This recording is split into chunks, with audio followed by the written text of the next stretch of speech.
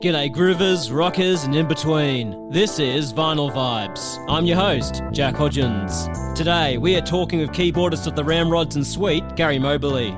Gary first found his love for music growing up amongst the rock and roll of Jerry Lee Lewis and Cole Joye. By the time the instrumental craze of the early 60s had reached Aussie shores, Gary had formed his first band, the Ramrods, in 1961. And although they did release 2 singles, they are best remembered for being the group that the then future Prime Minister Paul Keating managed in the mid-60s. After leaving the Ramrods, Gary joined Aesop's Fables in 1968, where he would stay until 1970 when he would leave for the UK. While in the UK, Gary would begin by playing with the likes of Tina Charles and John Miles. But his big break came in 1977 when Gary joined Sweet. Gary would be featured on Sweet's hit song, Love Is Like Oxygen, and would leave the group in 1980 after being with them for 2 albums. Today, Gary is still playing and making music. G'day, Gary, and welcome to Vinyl Vibes. Thanks very much there. Thanks for the call. It's always good to have contact with Australia, greatest country in the world. I tend to agree with you, Gary.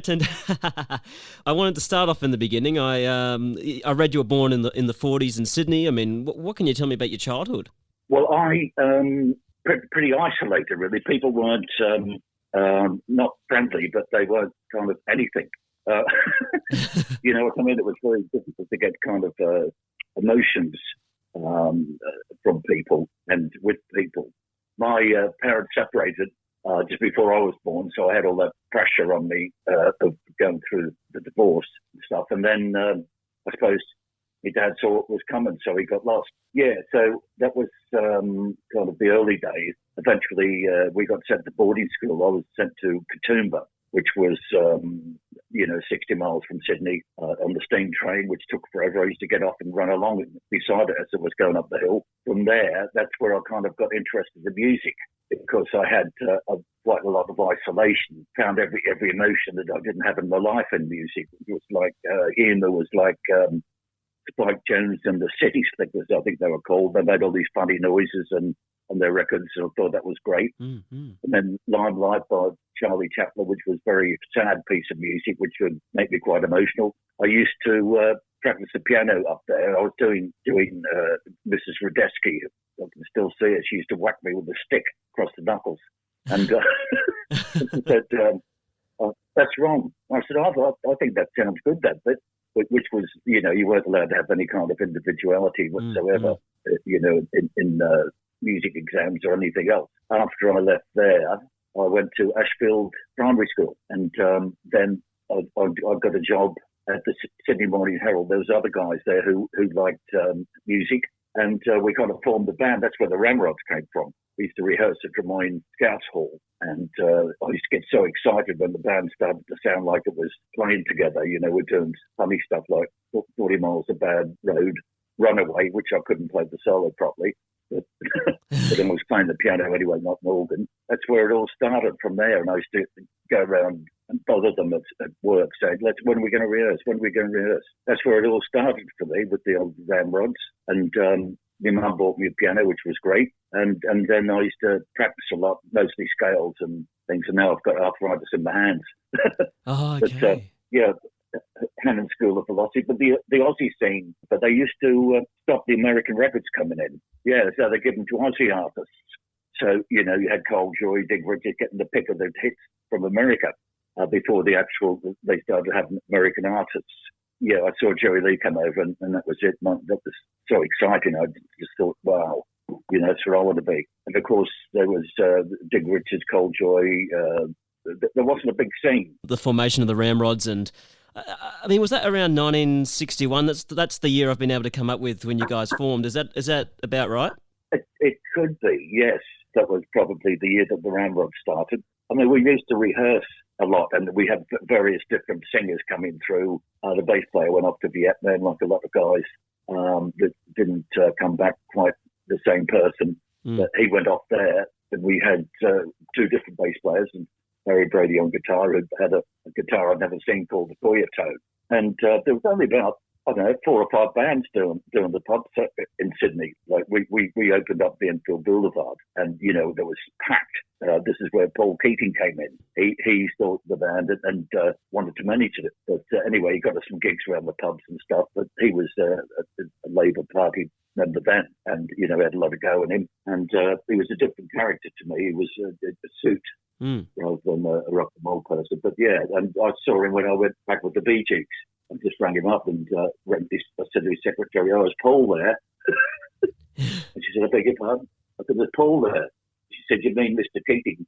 I said, "Oh, come on. Tell him Gary Moberly's on the phone." So he came on the phone and he said, I said, "Why don't you come down to the show?" And he says, "Oh, it's not noisy, mate." He said, "I can't stand noise." I said, "Mate, the Bee Gees, it's not noisy." So, yeah, we had a hoot at the bar afterwards and finished up about 4:30 in the morning.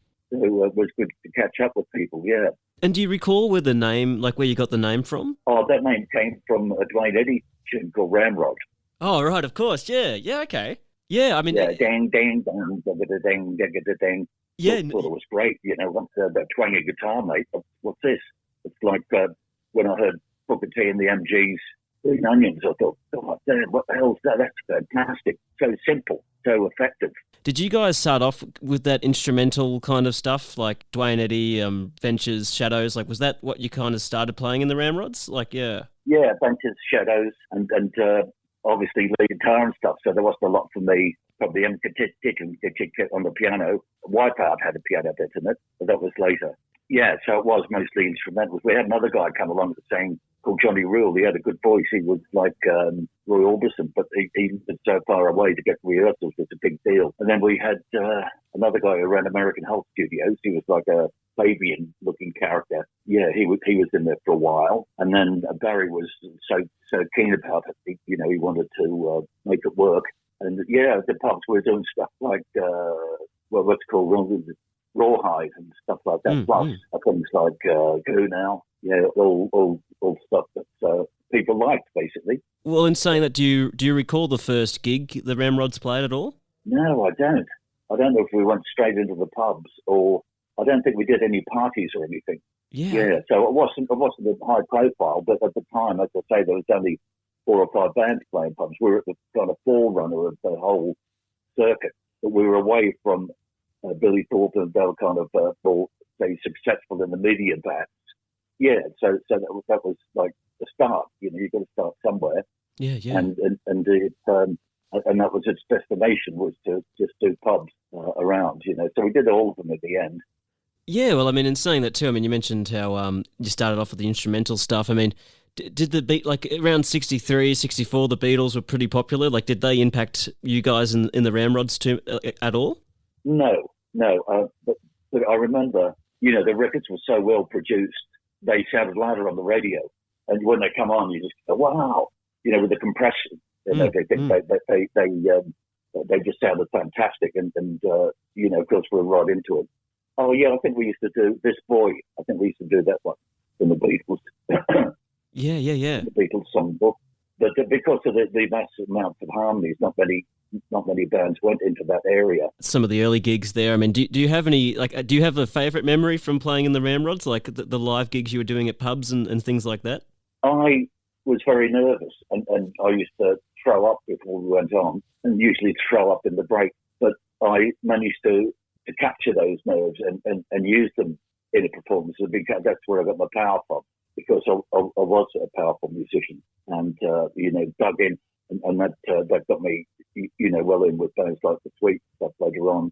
But I did put the heart and soul into it, basically, and volume. I learned to cope with volume. Yeah, that was. I can't remember any gigs except we had the Enfield Boulevard. I think was the first gig, and we built it up from there. And into, it was a pretty rough joint. One guy, after we'd finished, the governor let us have a drink. Because we had one since the first break. And the guy comes up and says, "I want a drink." And he says, "Oh, no, we're closed now." And he says, "Well, the band's having a drink. I want a drink." He said, "No, mate, you can't have." So next thing, he drives his car through the window. Oh, wow. Yeah. Pretty wild days then, mate. Yeah. And of course, you play Saturday afternoon 2 sets, and then you play Saturday night 2 sets. Yeah, it was kind of the start of a scene, a little circuit where people go around with it. If they liked the band, they'd follow you around. Yeah. Of course, at that age, there was a lot of people our own age, girls and things, following us around, which was good. You kind of touched on this a bit earlier, but so you guys backed the Bee Gees, and that's where Paul Keating kind of saw you guys for the first time. Am I right on that? I'm not sure if you saw it back in the Bee Gees, but they used to do. I mean, the first time I saw them was that they used to have this place called Jimmy Sharman's Tent, which was a boxing tent at the Easter show in Sydney, and you'd pay like 50 pence and go in there, and the Bee Gees were on. And then they'd do some songs, and when they got fed up, Barry just twang his guitar and they'd walk off. But the harmonies were always tight. But when we went to the Penfield Boulevard, it was they were doing My Old Man's a Dustman and stuff like that, Lonnie Donegan tune, because people wouldn't accept this original material. They wanted something that they knew, you know what I mean? Like they wouldn't say, oh, he's a good writer, or as long as they knew it, as long as being on the radio, they could sing along with it, God forbid, or whatever, but they knew it, they were familiar with it, so that was a winner. But you had to learn your trade there, you know, you have to learn, I like the Beatles, we're going to do some more Beatles tunes, you know, got to perk them up. So you're learning your trade, like people like Robbie Williams did that. Where you become an artist, you become somebody who demands attention because you've had the attention by giving them what they want. But if you went in doing the original material, they wouldn't. So did Paul Keating approach the Ramrods, or did the Ramrods approach Paul Keating in terms of the... Yeah. No, Paul Keating approached stuff. But Barry became more friendly with him. Yes, yeah, he approached us. And the kind of management thing was talked about between Barry and Paul Keating. But he went round and you know, knocked on some doors and got us some gigs. Yeah, so it was a very small scene then, you know. But I think Barry was probably attracted to him because he you know, he was a go-getter. Yeah, he was a good guy, Paul. He was a nice bloke, very, very nice person. Did he like the music that you guys are doing? Because I think he was into classical music and stuff like that. I mean, did he get the music you guys were doing, do you think? It was a soft rock band. It wasn't a heavier band like Billy Thornton, the Aztecs or whatever. He was he could handle it, you know what I mean? But he didn't make any comments about music or anything. Because I think he got us the record deal. I think. Yeah, I think it was him that got the record deal. Yeah, that's my understanding. I think EMI. Yeah. Yes, I think he got that. You know, there was no record scene in Australia really. You know, it was very small. You know, Cold Joy and the Joy Boys and people like that, they'd slug it out on the road. That's where you get, and it's back to that again in the industry generally. That's where you get your income from, building up your name in the RSL clubs, etc. And that's was the Australian scene at that time, which developed. They've always had a good reputation, Australian musicians. You know, for their attitude, for their work and everything, and good players. That first Ramrod single, I think the A side was "Since You Broke My Heart" and the B side was "Since I Don't Have You." I think it came out around 1966. I mean, do you remember much about the recording of that first Ramrod single? I can't remember the name of the producer. He got very frustrated with the whole business, and he had a kind of manic depression, and he not long after that he killed himself. I think he was trying to make an impression in the music industry, and there wasn't any. There was another band doing very well at the time called The Strangers. They were cleaning up. They had their own studio and stuff, and they were doing really well. But they were very business, you know what I mean? They were very business orientated. They were, you know, they had day jobs. I was working for Rupert Murdoch, and an ad on the paper upside down on the back page. And he calls me in the office. You know, he's a hard man. He says, what's this ad on the back page? People have been ringing up about this all day. I said, yeah. And he said, you asked for it to be put in upside down. I said, that's right. And the sentence before was that people have been ringing up about it all day. So that's when he offered me my boss's job. I freaked out and left because I didn't want to, that's not what I wanted to do. Because I managed to get hold of a hammered organ. I'd have to have somewhere where I could put that. You know what I mean? I couldn't cart it around the car. So I need to get into bigger bands that had vans and things. And that's where these sorts of Fables came in. I mean, I think it's around 1968 when you joined Sea Soap's Fables. I mean, how did that come about? People knew people. It was a very small scene in Sydney. And Cheryl Blake was the original singer, not Brenda Holloway. And she was a good-looking surfy chick. And she was with Mike, the bass player. And so we thought we'd like to have a go at it. And we formed the band and had some rehearsals, went down to Melbourne. And we started doing all these, the Thumping Tom, Bertie's. Some of the gigs were like Brisbane, and then the next day in Melbourne was horrendous. So that's when that band came in with this Falcon 500 engine in it. I mean, the journeys for gigs were horrendous. And so we're doing good gigs. Sometimes we do two in one night. And we had the Hammond organ there, which had to go in and up, down escalators and stuff. So that was kind of a mission. And we were respected as musicians. Little gigs sprung up, like the Cheetah Room, with Aesop's Fables was playing the Cheetah Room. And you'd have to play from 9 till 1 in the morning. That was a heavy gig. In the end, the guy who ran it, Sammy Lee, got shot. Oh, wow. out the front and sprawled into the chocolate shop next door. Darryl Lee's went sprawling through the window. Oh, wow. Yeah. And, of course, Max Merritt and the Medias were around, who were fabulous. They were like the cream musicians in the country with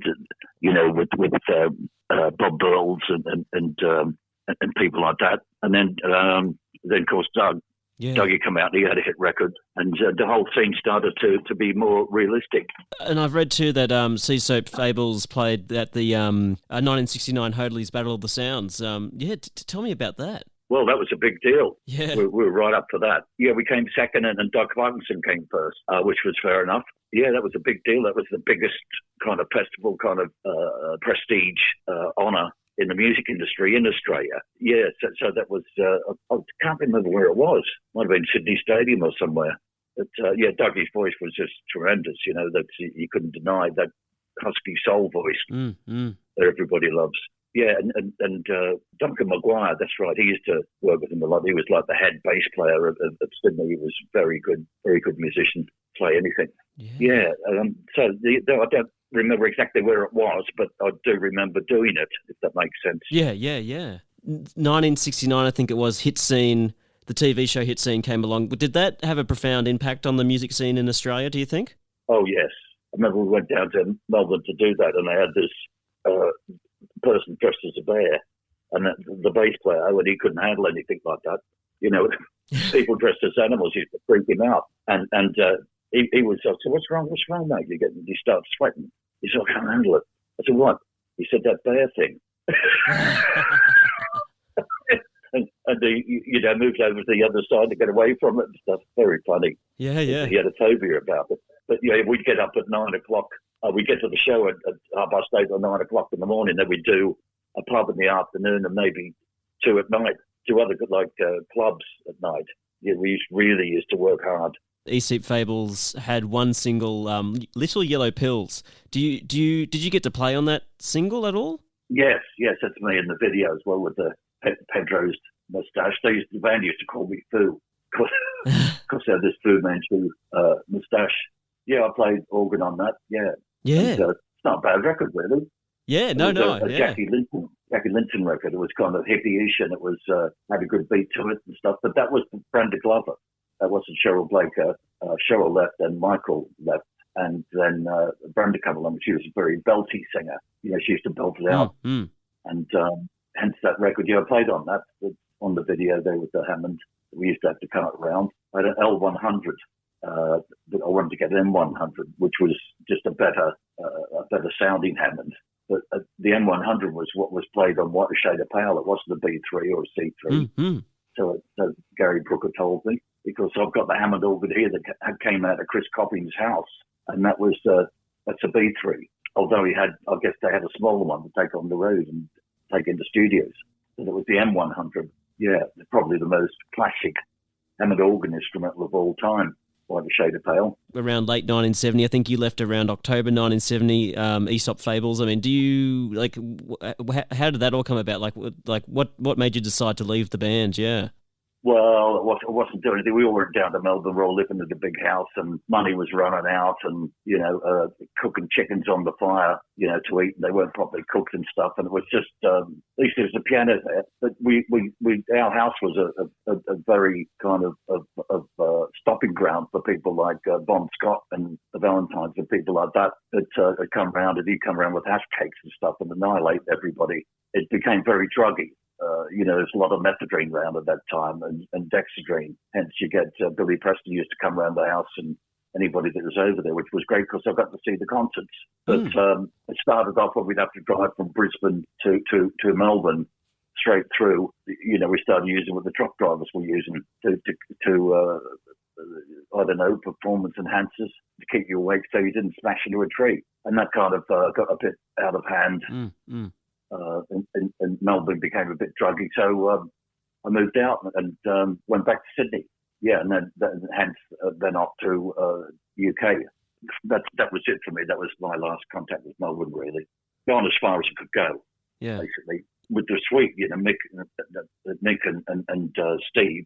Yeah. Wanted to leave, but when Brian went, they wanted to leave it as it was. Because nothing's as good as the four of them. There was Power Station, and they played. Their interlocking playing was fantastic because they used to jam a lot. That's how they wrote their stuff from jamming. So it was an organic band. And you get people come in to do something that somebody else did. It doesn't work. Doesn't work for me. So that was like the similar situation where leave it for what it had, leave it up as far as it had gone, instead of flogging it. Yeah, well, I mean, you mentioned Sweet there, and I mean, because I think you join around late 1977 Sweet, something like that. Yeah. Yes, the Cut Above the Rest album. Yeah. I mean, basically they'd had keyboards. I played with Love Is Like Oxygen. Yeah. And there were so many keyboards on the album. They wanted a keyboard player for live work, but I ended up recording 3 albums with them. Originally, they were going to put me behind a curtain because they didn't want me to be in the band, because then you got totally different financial situation. And once they found out I could play, they brought me up to the front, and I'd be doing these John Lord type solos. That's what they were into, really. Deep Purple. Yeah, I toured America with them and stuff, went around the world. Just phenomenal. Yeah, and when I went to meet them about the gig in the office, and Mick Tucker walks in with a fur coat on, a David Bowie haircut, golden drumsticks hanging off his ears, pelican skin pointed powder blue shoes. Bloody hell, mate, this is weird. Then comes Steve and Brian and stuff, and then we went down the pub. We drank from midday till midnight. And one of them came up and said, "You got the gig?" I said, "Well, I haven't played anything yet." I said, "You got the gig, you can handle the drinking." So I found out later that wasn't quite true, because they'd seen me on the old Grey Whistle test with John Miles the week before. So that was a 3-year relationship of absolute insanity. Fantastic. Yeah, perfect band for an Aussie. I mean, you mentioned Love Is Like Oxygen there, and I mean, do you recall much about the recording process on that song? Remember going down there, and I was like at the Hammer people like that, and he says, I need an intro, so I started playing something. He said, "Yeah, that shit's great. Save that for your own album. I need some simple melodies and stuff." And then, of course, he wanted the single pumps of the piano with the guitar, and of course I could play exactly where he was feel-wise, because he was doing up and down strokes. He wasn't sure about the power of it, and very few people I've seen can play that. I know it sounds simple, but very few people they play that riff like that, all downstrokes. It doesn't work. It's like a country western type guitar playing with opening jack. That was kind of unusual at times. So so I played the pumping piano on that. Like, is there a memory you can think of, like, when you were touring with Sweet? Like, is there anything that pops up for you? Yeah, I'll tell you one. I met with Mick Tucker one night. Right, I met with Mick, and he was wandering around his fur coat. We go into this Rednecks bar, and he was always pushing it. You know what I mean? Yeah. And he was a fantastic drummer. The Cozy Powell style with the 60s, that kind of style. And anyway, we go in this bar with Martin, who's a roadie guy, and he walks in and shouts out, "Effing Rednecks!" And I've stood there with me. Mick, I'm off, mate. See you later. And I just remember driving away with this girl on the Trans Am, and he's watching his roadie getting the shit pumped out of him out the front of this Rednecks bar. Yeah, it was wild, mate. It was wild. Well, they were millionaires in their 20s. It was too much too soon, really. Yeah. To be a millionaire in your 20s is like, they had everything you could want. They had a tab at the petrol station, they had a tab at the supermarket, they had, everything was paid for them. The cars, Andy had a DV6 Aston Martin, Nick had a Mercedes Sports Coupe. Brian used to get chauffeur driven around the bars during the day. It did seem like listening to the albums that you were on with the Sweet, especially the Water's Edge album, how there's a bit of a change in the music direction of the group. I mean, that was also the first album the Sweet did without Brian Colony. I mean, what was that like recording without Brian? Like, I'd imagine that would have been that would have changed the group up a bit, Yeah. I wasn't there when the vocals were done. I was kind of there, when the basic routines were being sorted out or come back at the end. But I wasn't there through that process. But they're all good singers. But yes, you could miss Brian's voice because he was the lead vocalist on the tracks, and he had a distinctive voice. That was what I did. I'd come in the start and probably the end. That was my role, and I wouldn't be there all the time. I'd probably come in when they started the drums to spend 2 or 3 days on the drums. They built a special room for them it was made out of stone, a stone room, to get a particular echo and things. Now, they don't do things like that anymore. They've got machines and stuff. It's different now. I mean, I think it's gone pretty sterile, and I still have arguments with people about digital sound and analog sound, especially with the cymbals. I think you lose that organic warmth. Listening to that Water's Edge album, because I like the track on it, Thank You for Loving Me, which I think you wrote with Andy Scott, and that kind of got me thinking, like, what was it like working with Andy Scott one-on-one, like writing that song? Me and Andy always got on great. We go clubbing it and stuff, and I've spent a lot of time with him socially, and so we're pretty good mates. And that was, he'd play something again, play something until he liked something, and then you'd start from there. It might just be one bit out of what you were playing, but he's a very, very dominant character and a brilliant producer. Yeah. I mean, his sound. He's probably one of the tightest guitar players in the world ever. Yeah. I mean, he dug in really kind of. I just think his guitar was going to break, but he was. I've got to say that without him, nothing would have happened.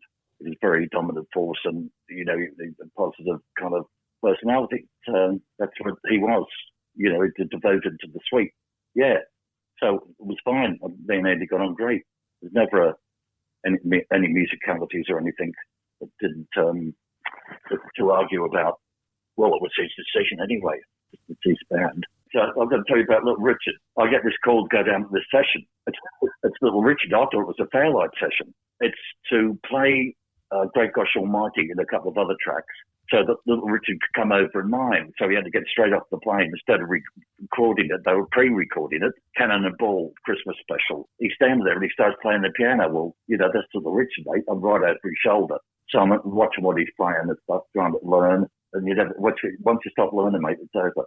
So anyway, he's playing, and he stopped. He says, "Hey, man," he says, "Who are you?" And I said, "Oh, I'm Gary."